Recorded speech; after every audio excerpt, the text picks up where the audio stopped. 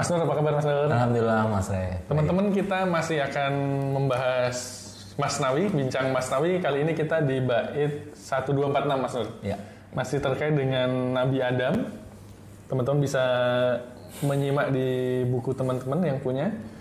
Akan saya bacakan syairnya. Karena mata Adam memandang dengan cahaya suci, hakikat dan rahasia nama-nama terlihat jelas padanya.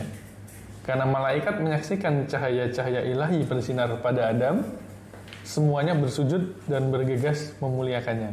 Ini menarik sekali nih Mas, terkait pengetahuan yang dimiliki Nabi Adam sehingga para malaikat bersujud memuliakannya. Silakan Mas Nur untuk ditakwilkan. Nah, tadi menarik di awal karena Adam melihat dengan Cahaya suci. Nah, maksudnya begini, ketika seseorang sudah mengalami satu bentuk kefanaan, maka pandangannya bukan lagi seperti kita. Kalau kita kan memandang itu sesuai dengan pandangan kita. Tapi di sini maksudnya Maulana Rumi memandang dengan cahaya ilahi itu maksudnya dia benar-benar sudah mengalami satu bentuk penyatuan dengan ilahi yang disebut dengan fana. Nah, sehingga pandangannya bukan lagi pandangan dari bukan lahir lagi ya. Iya, tapi memang bukan, justru Tuhan menjadi pandangannya. Kan ada hadis ya yang sering kita baca gitu tentang hadis kefanaan, bahwa ketika seseorang sudah benar-benar menyatu dengan Tuhan, maka ya justru yang menjadi indranya itu adalah Tuhan gitu, seperti itu. Nah, kalau sudah begitu semuanya akan jelas gitu, segala sesuatu. Makanya nama Tuhan jelas baginya gitu, jelas nampak baginya. Dan di sini malaikat menyaksikan cahaya-cahaya ilahi bersinar pada Adam gitu. Pada Adam. Nah, makanya yang membedakan kita dengan yang lain kan itu konteks ma'rifat. Kita penekanannya seperti itu. Makanya Islam ini kadang disebut dengan agama tauhid, kadang juga disebut dengan agama ma'rifat yang meletakkan segalanya itu kepada ma'rifat. Jadi kalau kita selalu mendengar yang paling mulia di antara kalian yang paling bertakwa, takwa itu kalau kita lihat dalam ini ya, arti secara bahasa itu, takwa itu adalah kehadiran. Jadi kehadiran ilahi. Kalau kita ikut terjemahan Muhammad Asad ya, yang 3 jilid itu, takwa itu diartikan sebagai kehadiran ilahi. The message of Quran itu. Iya, message Quran. Dia menerjemahkan takwa itu kehadiran Tuhan, dan saya lebih cocok seperti itu. Dan kehadiran Tuhan mestinya. Biasanya kita takwa itu kan mengikuti perintahnya menjauh dari yang takwa. Nah, tapi kalau kehadiran Tuhan itu otomatis, Mas. Kalau Tuhan hadir otomatis ya gitu kan. Makanya terjemahan itu sangat bagus. Kehadiran takwa itu kehadiran Tuhan. Maksudnya cukup dengan kehadiran Tuhan, konsekuensinya akan nampak gitu, bahwa dia pasti menjauhi apa yang Tuhan larang dan mengikuti perintahnya. Gitu. Terkait dengan makrifat tadi Mas Nur yang dimiliki oleh Nabi Adam, makrifat di sini mungkin bisa dijelaskan lebih jauh Mas Nur. Apa beda makrifat dengan pengetahuan gitu ya? Kan kita selama ini sering mendengar bahwa Tuhan mengajarkan Adam nama-nama gitu ya. Apakah ini hanya pengetahuan aja atau bukan? Jadi makrifat seperti apa gitu Mas? Bukan kayak kita waktu di TK dulu diajarkan ini nama-nama. Bapak Budi gitu ya. Ini tentu bukan itu ya. Bukan itu, tapi yang dimaksud nama-nama ini adalah hakikat. Jadi Allah mengajarkan seluruh hakikat penciptaan kepada Adam gitu. Jadi diajarkan. Nah, tentu makanya nama-nama itu adalah hakikat-hakikat. Termasuk dengan hakikat nama-nama ilahi itu yang diajarkan padanya. Artinya Nabi Adam udah mengetahui seluruh hakikat itu maksudnya? Iya, betul. Dan disitulah makna dari khalifah ya. Jadi yang berhak kalau dalam pandangan sufistik, khalifah itu adalah yang telah mendapatkan pengajaran asma.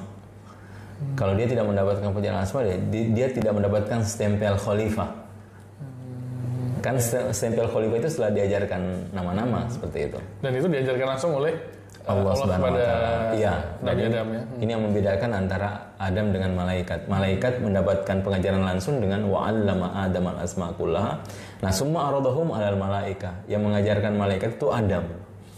Nah, karena ketinggian ma'rifat itulah sehingga Adam mengajarkan kepada malaikat nama-nama tersebut. Makanya malaikat melihat cahaya yang ada pada diri Adam, takjub gitu. Ya. Artinya penghormatan malaikat kepada Nabi Adam itu bukan semata-mata perintah, tapi memang ada sesuatu gitu ya. Dan di sini adalah ketinggian makrifat itu yang diakui oleh para malaikat, Mas Nur. Betul. Ini suatu yang menarik ini, Mas Nur ya. Saya lanjutkan, Mas Nur, bait selanjutnya. Adam yang aku sebutkan namanya ini, walau memujinya hingga akhir kiamat tetap saja kurang. Itu di sini menyiratkan Maulana Rumi bahwa bagaimana kita memuji Nabi Adam itu tetap saja kurang gitu, Mas Nur. Iya, karena gimana ya? Karena sedemikian agungnya kah? Bukan, karena diajarkan nama-nama Tuhan loh. Kita sampai saja belum ya. Nama Tuhan itu yang 99 Asmaul Husna atau ada yang lebih maksudnya? Nah, kenapa ada 99? Maksudnya itulah batasan yang mungkin manusia ketahui. Tapi karena zat Tuhan tak terbatas, otomatis nama-nama dan sifat juga sebenarnya tidak terbatas. Tidak terbatas 99 ya? Tidak 99. Cuma yang bisa dijangkau oleh manusia 99. Dan 99 itu disebut dengan Ummahatul Asma, ibu dari para nama, dari nama-nama itu melahirkan nama-nama yang lain. Makanya kalau kita masuk dalam Al-Quran itu banyak sekali nama-nama Tuhan ya. Seperti itu. Artinya dari 99 ini masih bisa berkembang lagi. Seperti itu. Oke. Selanjutnya 1249, Anda mengetahui seluruh pengetahuan ini, tapi ketentuan atau kodok datang, pengetahuan pelarangan menjadi kesalahan baginya. Adam takjub dan bertanya-tanya, apakah pelarangan ini bentuk pengharaman atau penakwilan dan atau untuk membingungkan? Di dalam hati Adam takwil lebih dominan. Ia melangkah dalam ketakjuban menuju gandum. Silahkan, Mas. Nah, ini menarik ya. Di sini Maulana Rumi memainkan satu bentuk takwil. Jadi kisah tentang buah khuldi. Ada menafsirkan buah khuldi itu adalah buah apel. Nah, Rumi memilih itu bukan apel tapi gandum. Gandum. Jadi buah khuldi adalah gandum. Buah itu gandum. Nah, di sini ada ketentuan datang kemudian menyebabkan Adam itu melangkah kepada buah khuldi. Nah, cuma yang menarik di situ ada pertanyaan Rumi. Ini sebenarnya apa sih pelarangan ini? Apakah benar-benar pelarangan atau penakwilan atau yang satu lagi ada 3? Atau pengharaman, penakwilan atau yang ketakjuban itu kan? Itu menarik, dan di sini Rumi memilih bahwa Adam itu sebenarnya lebih condong untuk menakwil sebenarnya. Jadi dia tidak ingin menentang ya. Itu bukan penentangan, tapi dia mengatakan ini perintah yang mesti ditakwil gitu. Perintah takwil. Jadi Nabi Adam mendekati buah khuldi itu bukan ekspresi penentangan terhadap Tuhan ya. Karena kan paradoks ya. Sejak awal Tuhan mengatakan ini ja'ilun fil ardi khalifah.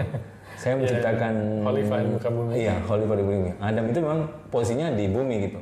Tapi kok ada dilarang jangan keluar dari surga gitu kan? Itu kan paradoks. Nah, makanya di situ kata Rumi ini perlu ditakwil. Perlu ditakwil. Dan pentakwilan dijelaskan yaitu ketakjuban. Jadi kalau kita mau gabung dari 3 asumsi ini, nah katanya kita bisa mengambil kesimpulan sebenarnya yang dimaksud dengan pelarangan itu adalah satu bentuk penakwilan. Apa penakwilannya adalah ketakjuban. Karena begini, ketakjuban itu karena makrifat. Orang takjub itu karena makrifat, yang takjub paling tinggi. Kalau kita takjubnya itu kepada TikTok ya.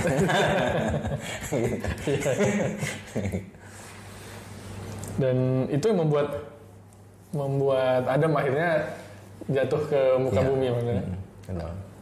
Artinya apa yang dilakukan Nabi Adam kepada Tuhan dalam hal ini memakan buah khuldi itu bukan ekspresi penentangan Nabi Adam ya sebenarnya. Iya. Betul. Oke, Mas Nur. Iya. Terkait dengan Nabi Adam ini saya kira akan sangat panjang sekali jika kita teruskan, Mas Nur. Kita cukupkan sampai di sini terkait Nabi Adam, dan bagian akhir ini saya ingin sedikit menutup maksudnya bahwa menggarisbawahi sih lebih tepatnya tadi dari uraian Mas Nur tadi, bahwa kemuliaan Nabi Adam itu adalah karena makrifat yang dimiliki maksudnya, sehingga para malaikat bersujud gitu ya. Artinya makrifat di sini juga penting sekali untuk kita usahakan, karena itu juga yang disarankan para sufi ya untuk meraih makrifat, dan makrifat ini sering dibahas oleh Mas Nur bahwa itu bukan pengetahuan maksudnya. Tapi pengalaman eksistensial gitu. Ini sih dari kita untuk segmen kali ini. Kita akan ketemu lagi di Bincang Masnawi selanjutnya. Terima kasih Mas Nur atas Sama-sama, Mas. uraiannya. Kalau teman-teman kalau ada yang bertanya boleh ditulis Mas Nur ya. Boleh disampaikan di komentar, nanti kita bisa berdiskusi lebih lanjut. Terima kasih Mas Nur. Terima kasih teman-teman. Semoga bermanfaat.